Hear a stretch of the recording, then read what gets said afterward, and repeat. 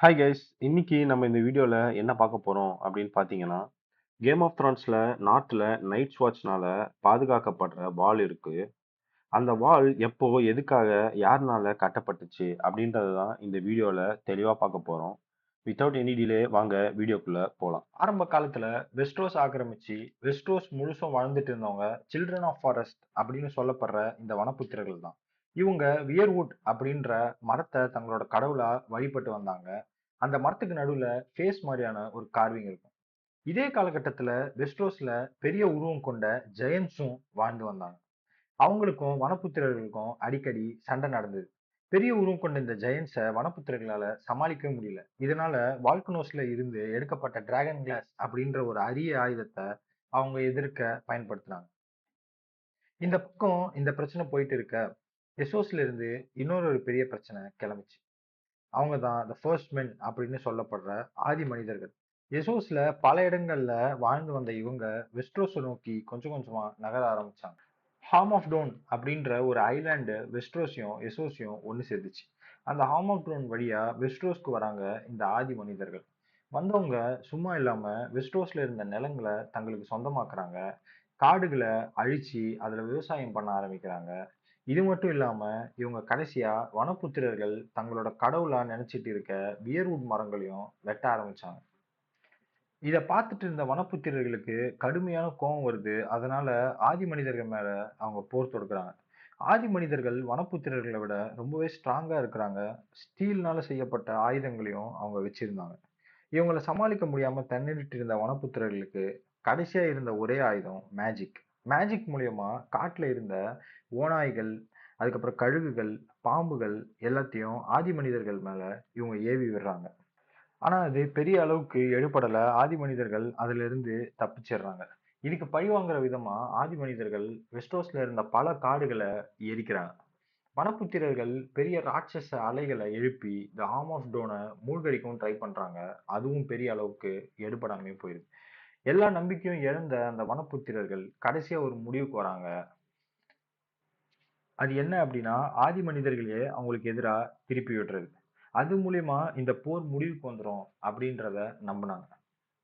ஆதி மனிதர்கள்ல சில பேரை சிறைப்படுத்தி வனப்புத்திரர்கள் அவங்க பயன்படுத்தின இந்த டிராகன் கிளாஸ் அப்படின்ற ஒரு விஷயத்த அவங்க மேல செலுத்துறாங்க. அது மூலியமா நீலக்கண்ணோட ஒரு கிரீச்சர் உருவாக்கப்படுது. அவன்தான் த நைட் கிங். ஆனா துரதிர்ஷ்டவசமா இவங்க போட்ட மேஜிக் தப்பா போயிருது. அதனால இந்த நைட் கிங்கை இவங்களால கட்டுப்படுத்தவே முடியல. இப்ப இந்த நைட் கிங்கை வேற வழியே இல்லாம இவங்க ஒரு இடத்துல சிறைப்படுத்தி வைக்கிறாங்க. ஸோ எல்லா முயற்சிகளும் தோற்று போய் 2 பக்கமும் கடுமையா போர் நடந்து நிறைய பேர் உயிர் துறக்குறாங்க. அதனால இந்த போரை முடிவுக்கு கொண்டு வரதுக்காக ஆதி மனிதர்களும் வனப்புத்திரர்களும் காட்ஸை அப்படின்ற ஒரு சின்ன ஐலண்ட்ல மீட் பண்றாங்க. சமாதான உடன்படிக்கைய போடுறாங்க. வனப்புத்திரர்கள் வெஸ்ட்ரோஸ்ல இருக்க எல்லா இடத்தையும் கொடுத்துட்டு டீப் ஃபாரஸ்ட்குள்ள போறதாவும், ஆதி மனிதர்கள் இனிமே வியர்வுட் மரங்களை வெட்ட மாட்டோம் அப்படின்னும் முடிவுக்கு வராங்க. இந்த பிரச்சனை இதோட முடிஞ்சிருச்சு.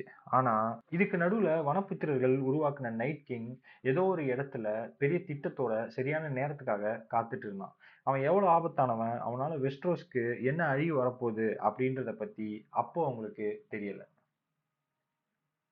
வனப்புத்திரர்களுக்கும் ஆதி மனிதர்களுக்குமான போர் முடிவுக்கு வந்து சரியா 2000 வருஷத்துக்கு அப்புறம், அதாவது கிமு 8000 ஆண்டுல இந்த நைட் கிங் வனப்புத்திரர்களுடைய மாய வலையிலிருந்து தப்பிச்சு பனி நிறைந்த காட்டுக்குள்ள போயிடுறான்.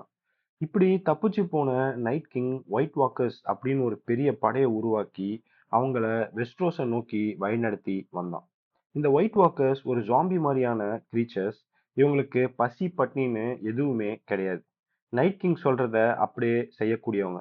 இந்த ஒயிட் வாக்கர்ஸ் அழிக்கிறதுக்கு ஒரே வழி அவங்கள உயிரோட எரிக்கிறது தான். ஒயிட் வாக்கர்ஸ் எங்கெல்லாம் போறாங்களோ அங்க கடுமையான பனியும் வரும்.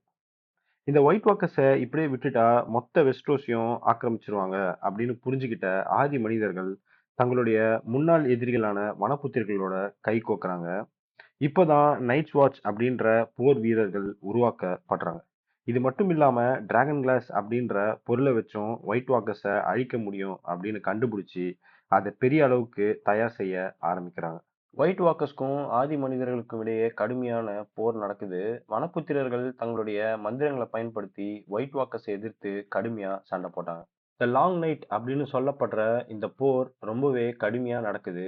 கடைசியா த பேட்டில் ஆஃப் டான் அப்படின்னு அழைக்கப்படுற போர்ல ஒயிட் வாக்கர்ஸ் ஆதி மனிதர்கள் மற்றும் வனப்புத்திரர்கள்னால மறுபடியும் நார்த்ல இருக்க அடர்ந்த காட்டு பகுதிக்கே விரட்டி அடிக்கப்படுறாங்க. என்னதான் ஒயிட் வாக்கர்ஸ் விரட்டி அடிக்கப்பட்டாலும் நைட் கிங் இன்னும் உயிரோட தான் இருக்கான். அவன் எப்போ வேணாலும் மறுபடியும் ஒயிட் வாக்கர்ஸ் படையை கூட்டிட்டு வரலான்ற பயம் எல்லாருக்குமே இருந்துச்சு.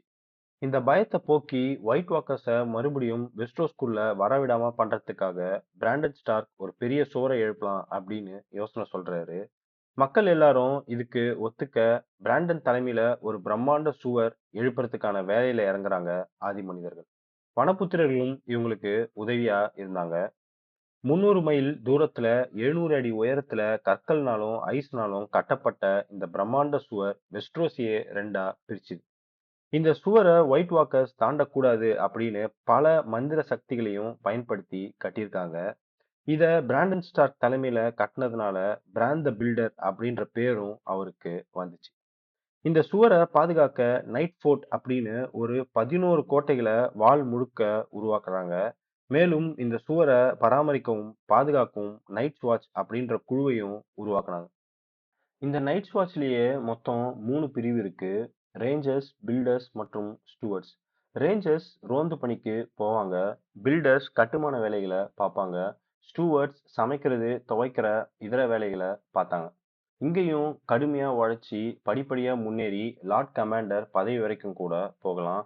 அதுக்கு உதாரணம் நம்ம கேம் ஆஃப் த்ரான்ஸ்ல பார்த்த ஜான் ஸ்னோ தான். இந்த சுவர் கட்டி முடிச்சதுக்கு அப்புறம் சில ஆதி மனிதர்கள் வடக்கு பக்கமே மாட்டிக்கிட்டாங்க. அவங்கள வைல்ட்லிங்ஸ், அதாவது காட்டு மிராண்டிகள் அப்படின்னு அழைச்சாங்க.